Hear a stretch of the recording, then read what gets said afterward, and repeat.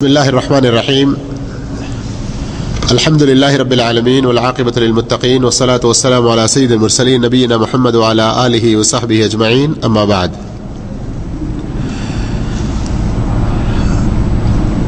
సోదరులారా, వచ్చే ఈ రోజులు గడియలు సమయాలు చాలా శుభప్రదమైనవి. దిల్ ఖాదా తర్వాత దిల్ హిజ్జా మాసం ఇస్లామీయ క్యాలెండర్ ప్రకారం ఇస్లాంలోని 5 మూల స్తంభాల్లో 5వ స్తంభం హజ్ లాంటి ఒక గొప్ప ఆరాధన, అల్లాహ్ యొక్క ఇబాదత్ ఈ జిల్ హిజ్జా మాసంలోనే జరుగుతుంది. మహాశివులారా, హజ్ చూడ్డానికి ఇస్లాం యొక్క 5 మూల స్తంభాల్లో 5వదైనప్పటికీ దీనికి అనేక ఘనతలు, శ్రేష్టతలు, దీని యొక్క విశిష్టతలు అనేటివి చెప్పరానితరంగా ఉన్నాయి. ఎందుకు? నమాజ్ ఇది శారీరక ఆరాధన, జకాత్ ఇది ధన సంబంధమైన ఆరాధన. కానీ హజ్ ఇందులో అన్ని రకాల ఆరాధనలు ఒకే ఆరాధనలో అన్ని జమై ఉన్నాయి. ఉదాహరణకు హజ్ చేయాలంటే డబ్బు ఖర్చు పెట్టాల్సి వస్తుంది. రెండవది శారీరక ఆరాధన కూడా ఉంది. ఇంకా ఆరాధనకు సంబంధించిన మరి 2 రకాలు పండితులు పేర్కొంటారు. ఒకటి నాలుక సంబంధమైన ఆరాధన, 4వది మనస్ సంబంధమైన, హృదయ సంబంధమైన ఆరాధన. ఈ 4 రకాల ఆరాధనలు అంటే శారీరక ఆరాధన, ధన సంబంధమైన ఆరాధన, నాలుక సంబంధమైన ఆరాధన, మనస్ సంబంధమైన ఆరాధన. మాలి ఇబాదత్, దిలీ ఇబాదత్, బదనీ ఇబాదత్ और జిస్మానీ. మాలి, బదనీ, దిల్ కి और జుబాన్ కి. ఈ విధంగా 4 రకాల ఈ ఆరాధనలు ఈ హజ్లో ఇమిడి ఉన్నాయి. అందుగురించే ఈ హజ్ చేసే వ్యక్తి అతని యొక్క జీవితం హజ్కు ముందు ఎలా ఉండిందో హజ్ తర్వాత అలా ఉండకూడదు, అంతకంటే ఇంకా ఉత్తమంగా ఎంతో మంచిగా ఉండాలి. హజ్ ఇస్లాం యొక్క 5వ స్తంభం అని మనం తెలుసుకున్నాము. ఈ హజ్ యొక్క ఫర్జియత్, దీని యొక్క విధి అన్న విషయాన్ని ఎవరైతే తిరస్కరిస్తారో వారు అవిశ్వాసులైతారు, కాఫిర్లైపోతారు. తిరస్కరించకుండా కేవలం ఇప్పుడు యువకులం ఇంత తొందరగా ఏం చేయాలి, మరికొన్ని రోజుల తర్వాత చేస్తాము, అల్లాహ్ తాలా ధనం ఇచ్చినప్పటికీ, ఆరోగ్యం ఉన్నప్పటికీ ఎంత తొందరగా చేస్తే అంత మంచిది. కానీ శక్తి ఉండి కూడా చేయకుంటే చాలా పాపాత్ముడవుతాడు. సూరా ఆల్ ఇమ్రాన్ లో అల్లాహ్ తాలా ఇలా తెలిపాడు, వలిల్లాహి అలన్నాసి హిజ్జుల్ బైతి మన్ ఇస్తతాఅ ఇలైహి సబీలా. ఎవరైతే హజ్ చేయగలిగే శక్తి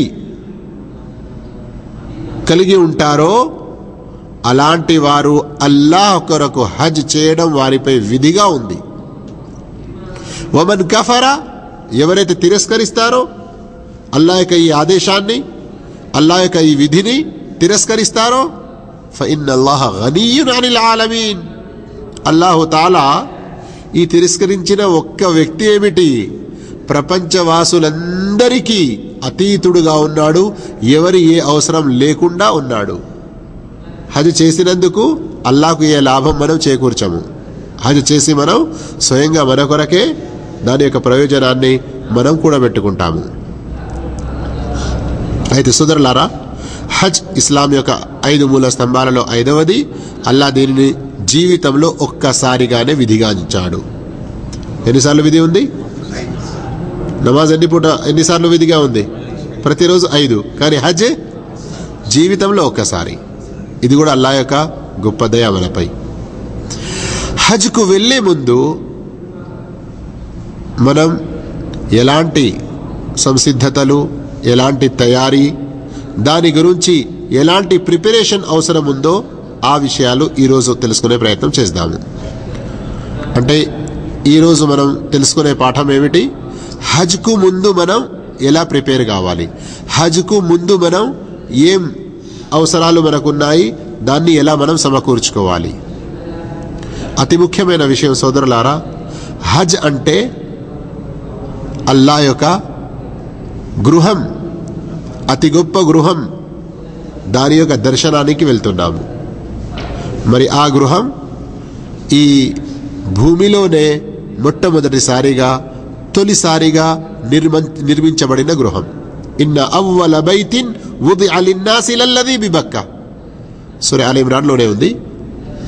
మొట్టమొదటి గృహం ఏదైతే అల్లాహ్ గురించి ఈ భూమిలో తయారు చేయబడిందో అది బక్కా, మక్కా యొక్క 2వ పేరు, అందులో నిర్మించబడినది. అయితే చిన్నగా ఒక సామెత, మీరు సామెత కాదు, ఒక ఉదాహరణ ముందుకు పెట్టుకోండి. మీరు మీ యొక్క గౌరవనీయులైన ఒక మినిస్టర్తో కానీ, లేకుంటే మీకు చాలా గౌరవనీయులైన ఒక వ్యక్తితో కానీ కలవడానికి వెళ్ళినప్పుడు సామాన్యంగా మన దుస్తులు, మన ఆకారం ఎంతో మంచిగా ఉండే విధంగా ప్రయత్నం చేస్తామా లేదా? చేస్తాం. అయితే ఇప్పుడు మనం హజ్ గురించి వెళ్తున్నామంటే అల్లాహ్ను కలుసుకోవడానికి వెళ్తున్నాము అన్నటువంటి భావం, అల్లా యొక్క తొలి గృహాన్ని దర్శించడానికి వెళ్తున్నాము. అందుగురించి ఈ మన బాహ్యం కేవలం పై ఆకారమే మంచిగా శుభ్రంగా చేసుకోవడం కాకుండా మన అంతర్శుద్ధి కూడా చాలా అవసరం, చాలా అవసరం. ఈ సామాన్యంగా తెలుగులో ఒక సామెత ఉంది, లోన లొటారం పైన పటారం. అటువంటి పరిస్థితి ఉండకూడదు. మంచి దుస్తులు వేసుకొని పోతున్నాము, మంచి బూట్లు వేసుకొని పోతున్నాము, ఎహ్రామ్ గుడ్డలు కేవలం 20-30 రూపాయలు, ఏంటి 100 రియాల్ది చాలా కాస్ట్లీ గుడ్డ నిలుగుంటాను అని ప్రయత్నం చేస్తున్నాము. అందరూ బిచ్చవాళ్ళు పోయినట్టుగా ఏదో ఒక 1000-2000 ఇచ్చేది, నేను 10,000 ఇచ్చి హజ్ చేస్తున్నాను. ఇట్లాంటి కేవలం పైన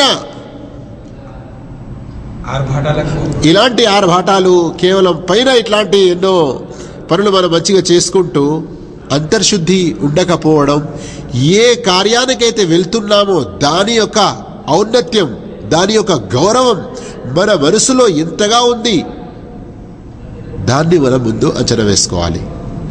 అయితే హజ్ చేయడానికి మనం వెళ్తున్నాము అంటే అల్లా యొక్క గృహాన్ని దర్శించడానికి, అల్లాను కలుసుకోవడానికి, అల్లా కేవలం జీవితంలో ఒక్కసారి మాత్రమే విధి గావించిన అలాంటి చాలా గొప్ప ఆరాధన చేయడానికి మనం వెళ్తున్నాము అన్నటువంటి ఒక గొప్ప భావన మనలో ఉండాలి.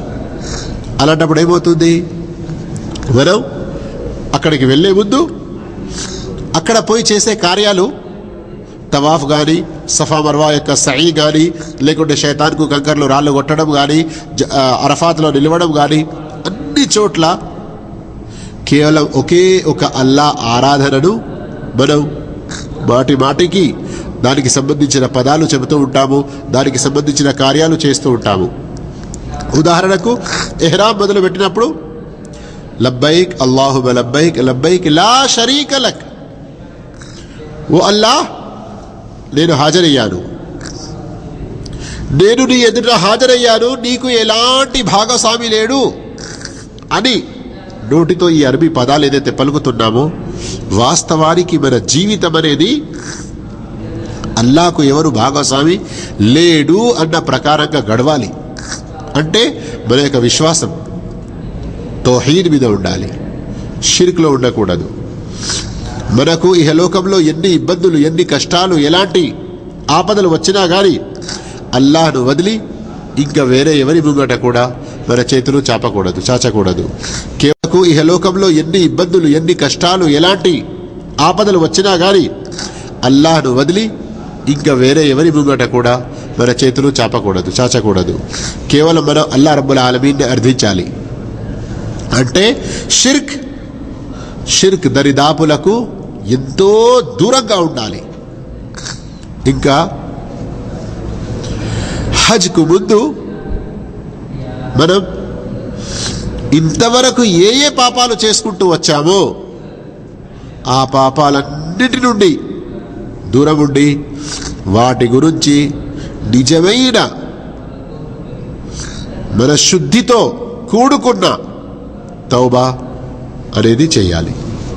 పశ్చాత్తాపడి ఇక ముందు ఎన్నడూ నేను అలాంటి పాపాలను ముట్టుకోను, అలాంటి పాపాలకు నేను దగ్గరికి వెళ్ళను అన్నటువంటి శపథం మనలో మనం చేసుకొని వాటికి దూరంగా ఉండాలి. ఈ తౌబా, ఇస్తిగ్ఫార్, అల్లాహ్తో పాపాల మన్నింపు కోరడం, తౌబా చేయడం, అల్లాహ్ వైపునకు మరలడం, సోదరులారా, ఇది ఒక విశ్వాసి జీవితంలో ఏదో హజ్ సందర్భంలో లేకుంటే ఇంకా ఏదైనా రంజాన్ సందర్భంలోనే కాదు, ప్రతిరోజు ఈ అవసరం మనకుంది. ప్రవక్త మహనీయ ముహమ్మద్ సల్లల్లాహు అలైహి వసల్లం గారు ప్రతిరోజు కనీసం 100 సార్లు అస్తగ్ఫిరుల్లాహ్ వ అతూబు ఇలై అనేవారు. సహీహ్ ముస్లింలో హదీస్ ఉంది. ఎవరు ప్రవక్త గారు? ఎవరు? మనకంటే చాలా పాపాత్ముల. అస్తగ్ఫిరుల్లాహ్. అల్లాహు తాలా వెనుకటి పాపాలను, ముంగటి పాపాలను, అన్ని రకాల పాపాల నుండి అతీతుడిగా చేశాడు ఆయన్ని. సూర ఫతాలోని మొదటి వాక్యం చదవండి. లియగ్ఫిర లకల్లాహు మా తఖద్దమ మిన్ దమ్బిక వమా తఅఖర్. గతంలో జరిగినవి గాని ముందుకు రానున్నవి గాని అన్ని రకాల పాపాల్ని మన్నించేశాను. వయుతిమ్మ అలైక నిఅమతహు, మరియు నీపై ఆయన యొక్క అనుగ్రహాన్ని సంపూర్ణం చేశాడు.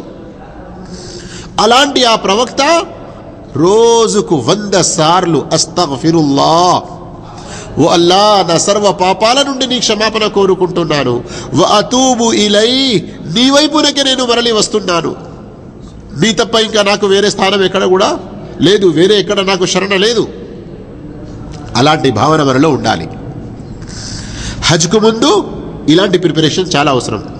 ఇంకా మూడవది, మన జీవితం ప్రవక్త మహనీయ ముహమ్మద్ సల్లల్లాహు అలైహి వసల్లం ప్రకారం గడవాలి. ఇక నుండి నేను అలాగే గడుపుతాను, ఈ యొక్క భావన తప్పకుండా మనలో రావాలి.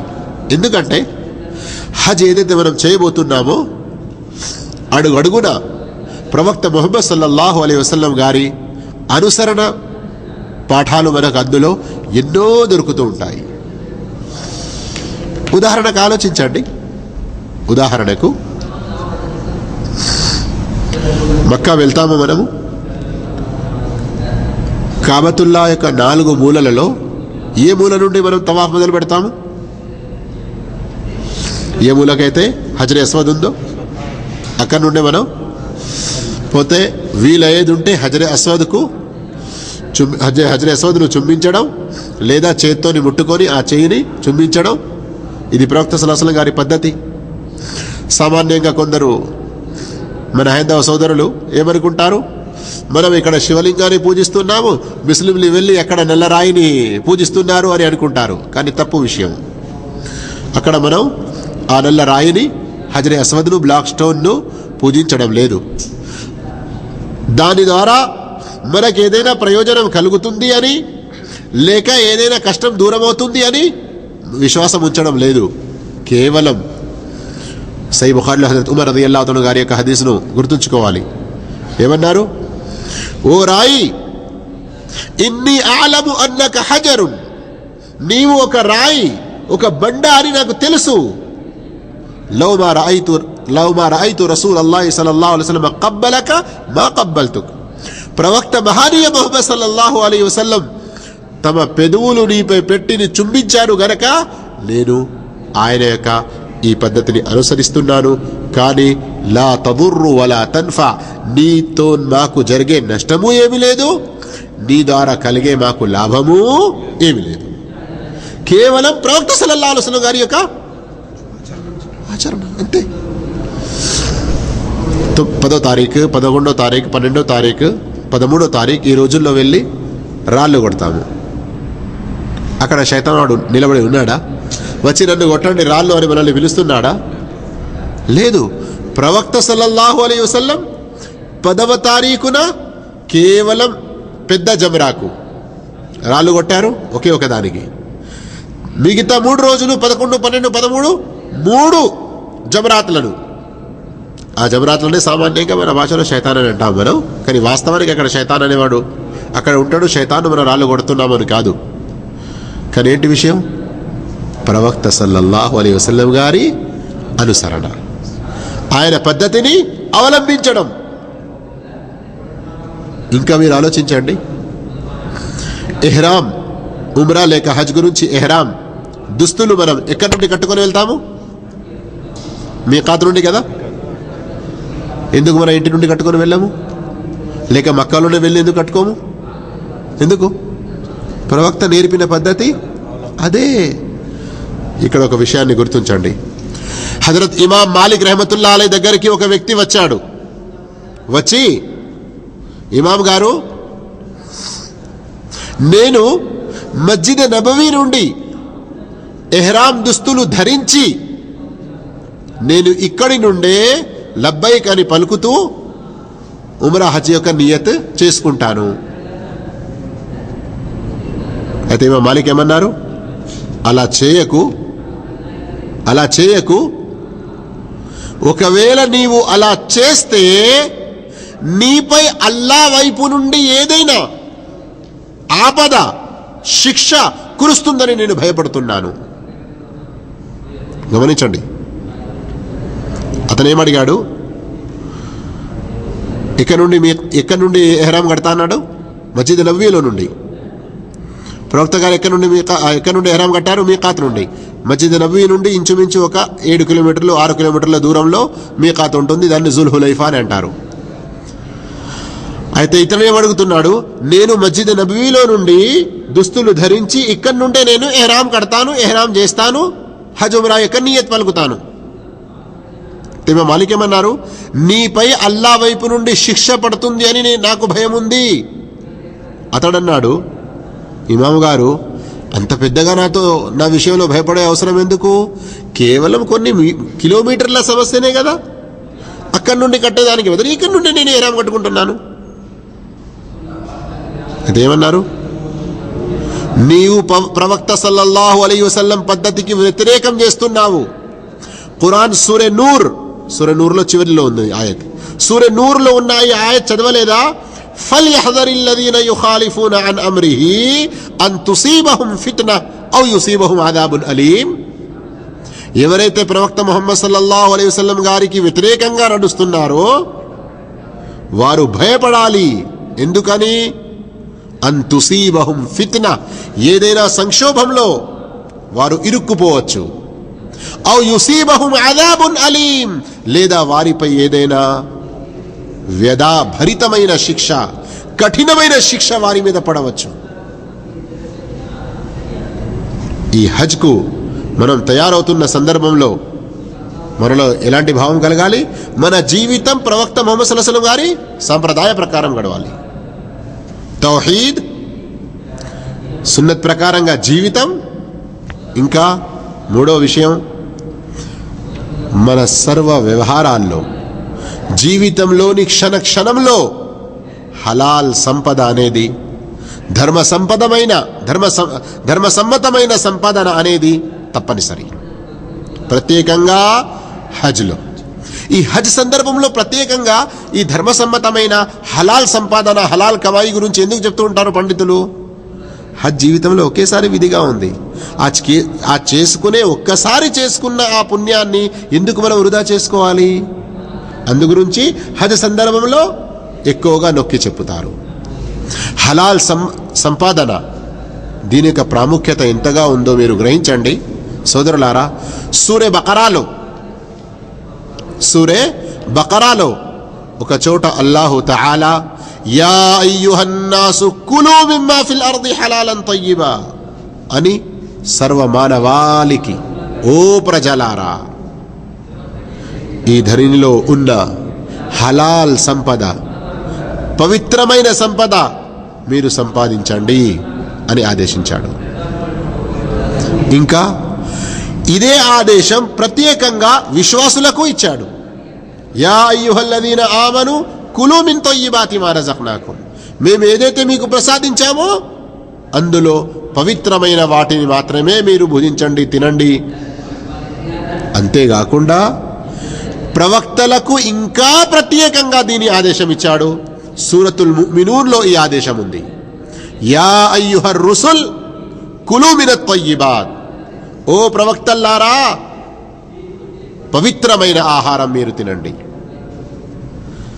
పవిత్రమైన ఆహారం, హలాల్ సంపాదన, ధర్మసమ్మతమైన సంపాదన, ఇది చాలా ముఖ్యమైన విషయమే గనుక అల్లాహు తాలా జనరల్గా సర్వ మానవాళికి, అందులో ప్రత్యేకంగా విశ్వాసులకు, ఇంకా వారిలో ప్రత్యేకంగా ప్రవక్తలకు దీని ఆదేశం ఇచ్చారు. ఇంకా ప్రవక్త మహానీయ ముహమ్మద్ సల్లల్లాహు అలైహి వసల్లం గారు తెలిపారు, ఎవరైనా ఒక చొక్కా, షర్ట్ 10 దిర్హంలో కొంటారు. మహానీయ ముహమ్మద్ సల్లల్లాహు అలైహి వసల్లం గారు తెలిపారు, ఎవరైనా ఒక చొక్కా, షర్ట్ 10 దిర్హంలో కొంటాడు, 10 రూపాయలు అనుకోండి ఉదాహరణకు, అందులో 1 రూపాయి కనుక హరాంది ఉండేదుంటే ఆ డ్రెస్ అతనిలో మీ శరీరం మీద ఎంతసేపటి వరకు ఉంటుందో అంతసేపటి వరకు అతని ఏ నమాజు కూడా అంగీకరింపబడదు. ఎంత భయంకరమో ఆలోచించండి. 10 రూపాయలకు ఒక గుడ్డ కొన్నాం మనం, అందులో హరాం ఎంత ఉన్నది? కేవలం 1 రూపాయి మాత్రమే. అంటే మనం సంపాదించే సంపాదనలో 90% హలాల్ ఉండి కేవలం 10% కూడా, కనీసం 10% కూడా హరాం, అధర్మమైనది, అక్రమ సంపాదన ఉండేదుంటే ఆ గుడ్డలు మన శరీరంపై ఎంతవరకు ఉంటాయో అంతవరకు మన నమాజ్ అనేది అంగీకరించబడదు. అంతేకాకుండా సహీ ముస్లిం షరీఫ్లో ఇంకా చాలా స్పష్టంగా హదీస్ ఉంది. ప్రవక్త సల్లల్లాహు అలైహి వసల్లం గారు ఏం చెప్పారు? ఒక వ్యక్తి ఎంతో బాధగా ఉంటాడు, చాలా బాధలో కూరుకుపోయి ఉన్నాడు. ఏ వ్యక్తి ఎంత ఇబ్బందిలో, ఎంత బాధలో ఉంటాడో అతని దువా కబూల్ కావడానికి అంతే ఆస్కారం ఎక్కువ ఉంటుంది. కానీ ప్రవక్త సల్లల్లాహు అలైహి వసల్లం ఏం చెప్తున్నారు? అతను ప్రయాణంలో ఉన్నారు, చాలా బాధలో ఉన్నాడు. అతనికి బాధ ఎంతగా ఉందంటే అతని వెంట్రుకలను చక్కపరుచుకోవడానికి, ముఖం మీద ఉన్న దుమ్మును దూరం చేసుకోవడానికి కూడా అతనికి తెలివిలేదు. అంత రందిలో పడి ఉన్నాడు. యా రబ్, యా రబ్, ఓ ప్రభువా, ఓ ప్రభువా, నా ఈ కష్టాన్ని దూరం చేయి, నా ఇబ్బందిని దూరం చేయి, నా ఈ సమస్యను నీవు పరిష్కరించు అని దువా చేస్తూ ఉంటాడు. కానీ మతఅముహు హరాం, అతను తినే తిండి హరాంది. వమషరబుహు హరాం, అతను త్రాగే నీటి పదార్థాలు లేక ఇంకా తాగే ఏ పదార్థాలు అయితే ఉన్నాయో అవన్నీ కూడా హరాంకు సంబంధించినవి. వమల్బసుహు హరాం, అతను తొడిగే డ్రెస్సులు కూడా అన్నీ హరాంకు సంబంధించినవి. వగుదియ బిల్ హరాం, అతని పోషణనే మొత్తం హరాంతో జరిగింది. ఫఅన్నా యుస్తజాబు లిదాలిక్, అతని దువా కబూల్ కావాలంటే ఎక్కడైతుంది? ఎలా అతని దువా అంగీకరింపబడుతుంది? అందుకు సోదరులారా, హలాల్ సంపాదన అనేది మరీ ముఖ్యం, చాలా ముఖ్యం, చాలా ముఖ్యం. ఇది కేవలం హజ్ సందర్భంలోనే కాదు, మన జీవితంలోని ప్రతి క్షణంలో కూడా. హజ్కు ముందు మనం ఏదైతే సంసిద్ధత కావాలో, తయారీ చేయాలో, అందులో మరొక అతి ముఖ్యమైన విషయం అల్లాహ్తో మంచి సంబంధం. తౌహీద్ అనేది విషయం చెప్పాను, ప్రవక్తతో మంచి సంబంధం, సున్నత్ విషయం వచ్చేసింది. ఏదైతే మనం తింటున్నామో అవన్నీ కూడా పవిత్రమైనవి ఉండాలి. ఇది వచ్చేసింది. ఇంకా మిగిలిన వాళ్ళు ఎవరు?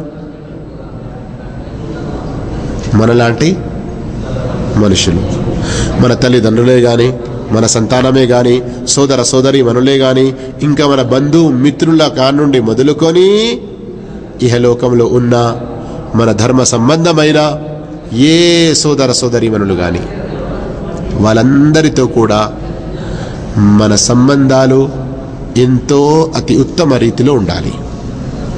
అవునండి. ఒకవైపున అల్లాహ్తో సంబంధం ఎంత మంచిగా ఉంచుకున్నా కానీ మన మనసులో, మన ఈ హృదయంలో ఒక ముస్లిం గురించి ఏదైనా కీడు, కపటం, కోపం, ద్వేషం, ఒకరి గురించి ఏదైనా చెడు మన ఈ హృదయంలో ఉంది అంటే అది ఎంతవరకు క్లీన్ కాదో, మన ఆ హృదయం ఎంతవరకు శుభ్రపడదో అంతవరకు మనం చేసే నమాజులు, హజ్లు, జకాతులు, ఇంకా వేరే ఆరాధనలన్నీ కూడా పోయి మధ్యలో ఆగిపోతాయి. అల్లా యొక్క క్షమాపణ అనేది, అల్లా యొక్క మన్నింపు అనేది మనపై దిగిరాదు. సహీ ముస్లిం షరీఫ్లో హదీస్ ఉంది. ప్రవక్త సల్లల్లాహు అలైహి వసల్లం గారు చెప్పారు, ప్రతి సోమవారం మరియు గురువారం, ప్రతి సోమవారం మరియు గురువారం సర్వ మానవాళి యొక్క కర్మలు అల్లా ఎదుట ఉంచబడతాయి. అప్పుడు అల్లాహు తాలా సర్వ మానవాళిని క్షమిస్తాడు, మన్నించేస్తాడు. ఎవరైతే షిర్క్ చేస్తున్నారో అతన్ని మన్నించడు, మాఫ్ చేయడు. ఇక ఎవరైతే తన మనసులో ఒక ముస్లిం గురించి ఏదైనా ద్వేషం, కపటం ఉంచుకుంటాడో అతన్ని కూడా మన్నించడు. హదీసులో ఏముంది? అల్లా అంటాడు, అందిరు హాదైని, వీరిద్దరిని వదిలేయండి. ఎవరిద్దరు? పరస్పరం ఒకరికి ఒకరు శత్రువులుగా ఉన్నారు, పరస్పరం ఒకరికొకరు కపటం, ద్వేషం తమ మనస్సుల్లో పెంచుకుంటూ ఉన్నారు. అలాంటి వారిని వదిలేయండి. హత్తా యస్తలిహా, వారు పరస్పరం సంప్రదింపులు జరుపుకొని వారు కలుసుకునే వరకు వారిని అలాగే వదిలేయండి. వారిని మన్నించేదనేది ఉండదు. ఇంకా ప్రవక్త గారు మరో విషయం ముందు చెప్పారు. అదేంటిది? వఖైరుహుమల్లది యబ్దఉ బిస్సలాం, వారిద్దరిలో చాలా మంచివాడు ఎవరయ్యా అంటే ఎవరైతే సలాం చేయడానికి ముందడుగు వేస్తాడు. చాలా గొప్ప విషయం. దీని గురించి కొంచెం విశాల హృదయం, భారీ గుణం అవసరం ఉంటుంది. నాకు గంత నష్టం చేసిండు వాడు, నన్ను వాడు అంతగానం ముంచిండు, నన్ను వాడు కోట్లకు ఎక్కించిండు, నన్ను వాడు అంతగానం బదనాం చేసిండు, నేను వాడిని ఎలా మాఫ్ చేయాలి, వాని గురించి నేను నా హృదయాన్ని ఎలా క్లీన్ చేసుకోవాలి అని శైతాన్ వాడు మనల్ని ఇలాంటి ఉత్తమ కార్యం నుండి ఆపుతాడు. కానీ ఇక్కడ ఇలాంటి సందర్భంలో మరో హదీస్ గుర్తుంచుకోవాలి. అదేంటి? ప్రవక్త సల్లల్లాహు అలైహి వసల్లం గారు ఒకసారి సహాబాలతో చెప్పారు, అలా అదుల్లుకుం, నేను మీకు విషయం చెప్పాలనా? అది నఫిల్ నమాజులు, నఫిల్ సదకాలు, నఫిల్ రోజాల కంటే ఎంతో ఉత్తమమైనది. ఒక విషయం నేను మీకు తెలుపుతాను. ఆ విషయం దేనికంటే ఉత్తమమైనది? నమాజులు, దాన ధర్మాలు, ఉపవాసాల కంటే ఎక్కువ మంచిది. తప్పక చెప్పండి ప్రవక్త గారు అని అంటే ఏం చెప్పారు? ఇస్లాహు జాతిల్ బైన్, పరస్పరం సంధి కుదుర్చుకోవడం, పరస్పరం కలిసి మెలిసి ఉండే ప్రయత్నాలు చేయడం. ఆ తర్వాత ఏం చెప్పారు? వఫసాదు జాతిల్ బైన్ హియల్ హాలికా, పరస్పరం సంబంధాలను తెంచుకోవడం ఇది హాలికా. హాలికా దేన్ని అంటారు? గుండు దేంతో చేస్తారు? బ్లేడ్తోని. ఉర్దూలో వస్త్రాలంటారు కదా. ఫసాదు జాతిల్ బైన్ ఆ బ్లేడ్ లాంటిది. అయితే ఆ బ్లేడ్ అనేది మీ తలను కాదు, మీ యొక్క దీన్ ధర్మాన్ని దూరం చేస్తుంది. ये जो वस्त्रा है ना तुम्हारे दीन को मूड देता है. అంటే పరస్పరం సంధి కుదుర్చుకోపోవడం, కలిసిమెలిసి ఉండే ప్రయత్నం చేయకపోవడం వల్ల మన ధర్మానికి కూడా నష్టం కలుగుతుంది. మనం వ్యక్తిగతంగా మనకు మనం చాలా తృప్తిగా ఉండవచ్చు.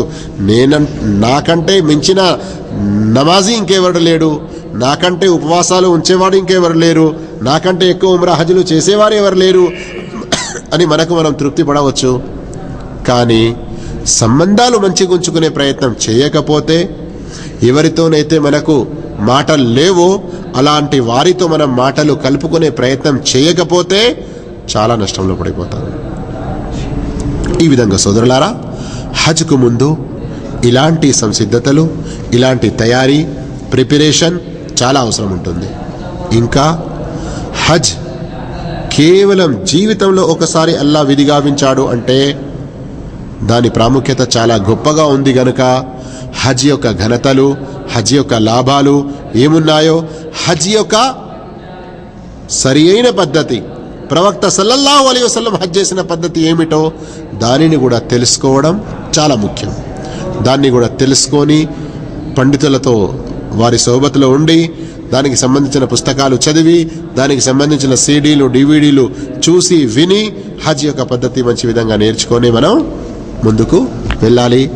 ఇన్షాల్లా వచ్చే నెక్స్ట్ క్లాస్లో హజ్కు సంబంధించిన ఇంకా వేరే కొన్ని కొత్త విషయాలు మీ ముందు ఉంచే ప్రయత్నం చేస్తాము. విన్న ఈ విషయాలను గ్రహించే, అర్థం చేసుకునే భాగ్యం వల్ల మనందరికీ కలిగించగాక. ఇందులో ఏదైనా తప్పులు ఉండేది ఉంటే ధర్మవేత్తలు, జ్ఞానులు మాకు మా నంబర్పై తెలియజేస్తారని కూడా నేను ఆశిస్తున్నాను. జజాకుముల్లాహు ఖైరా. అస్సలాము అలైకుం వరహ్మతుల్లాహి వబరకాతుహు.